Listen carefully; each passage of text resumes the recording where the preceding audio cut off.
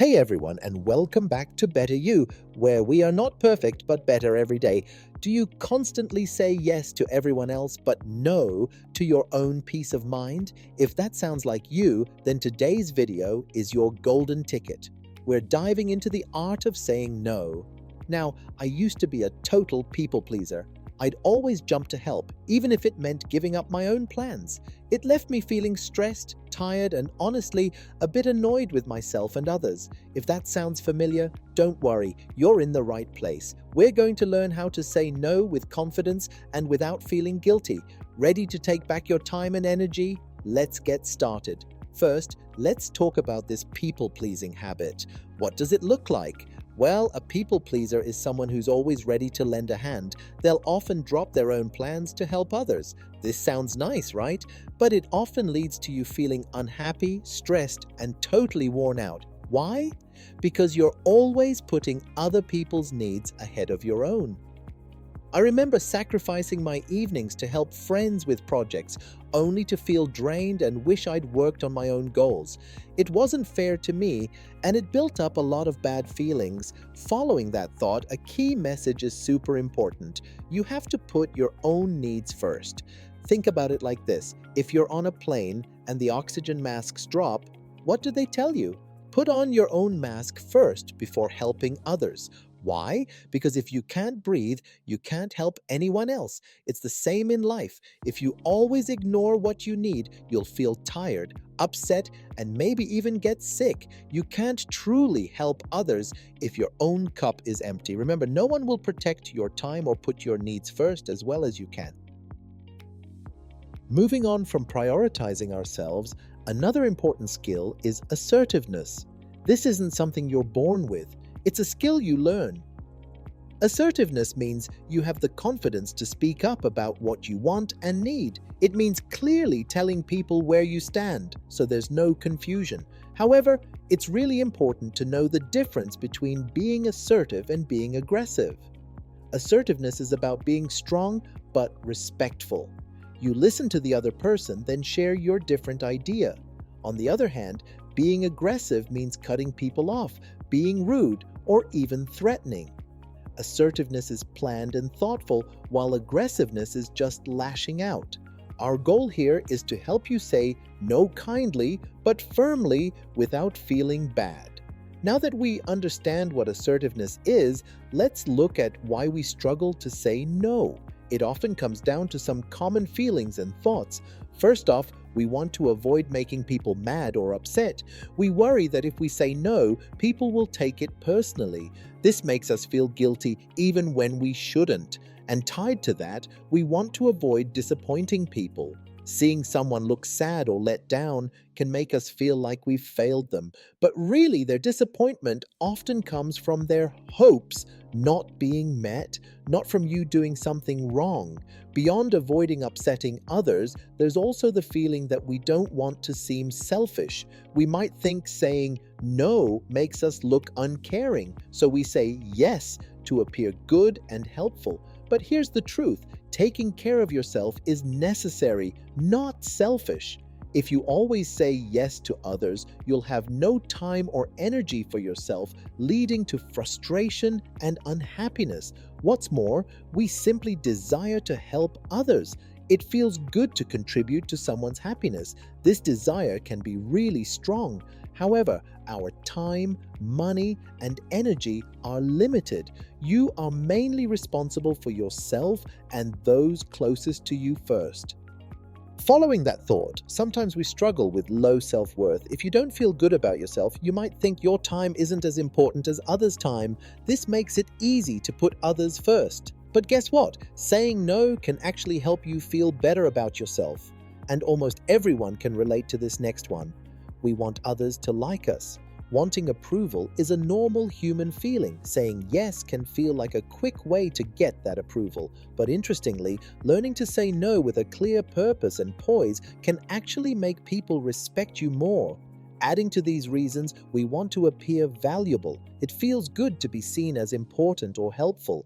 This feeling can make us say yes, even when we really should be doing our own work. Then there's the fear of missing out on opportunities, FOMO.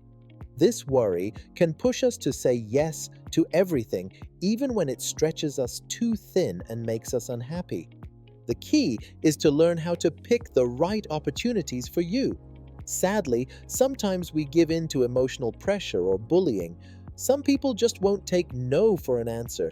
They might use yelling, threats, or insults to make you feel guilty or scared. Realizing this is manipulation gives you the power to stand firm and say no. And finally, many of us don't like conflict. We avoid saying no to keep things calm, hoping to avoid any arguments. This often teaches us that our own feelings are less important. Overcoming this means understanding that some conflict is normal and can even be healthy. Start by practicing saying no in small, easy steps. All these reasons often lead to the people-pleasing habit becoming deeply set. Saying yes becomes an automatic response because it gives us quick rewards like approval. But remember, any habit can be unlearned by taking small steps, like pausing before you answer and thinking about why you're about to say yes. Adding to these strategies, don't lie about being busy. Lying makes you feel bad and makes it harder to trust your own reasons for saying no.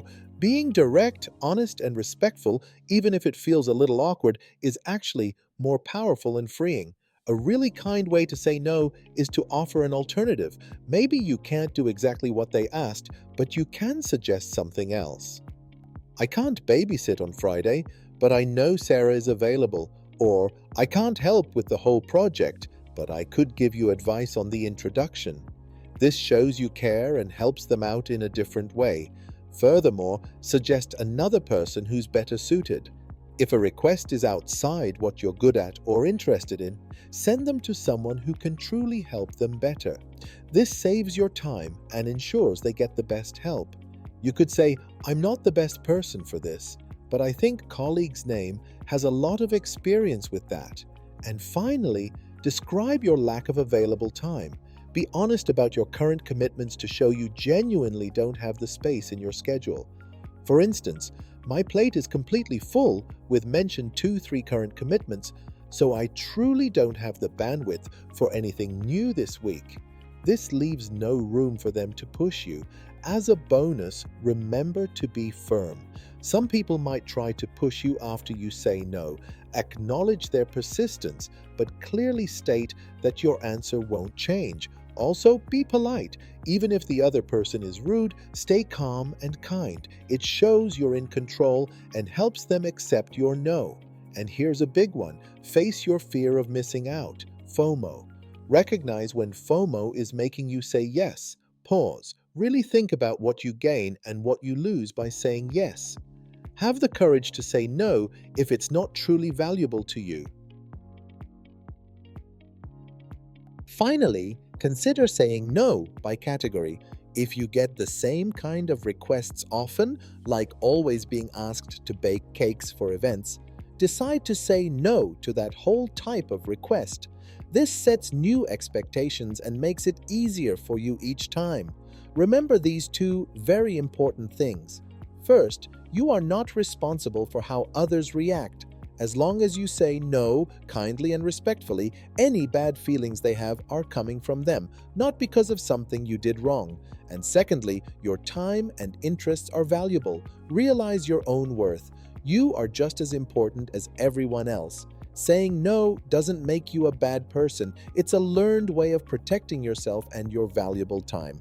Now, let's put these strategies into action. How do you say no to different people in your life? Starting with extended family. This can be tricky. Set new expectations by deciding what you will help with and when.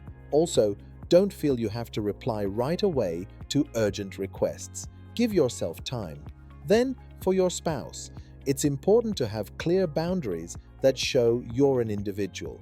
If you really dislike working on cars, offer to take it to the mechanic instead of doing it yourself. This builds respect. Moving on to children, saying no to kids is all about setting clear boundaries. When you say no, make sure it stays no so they don't learn to try and trick you.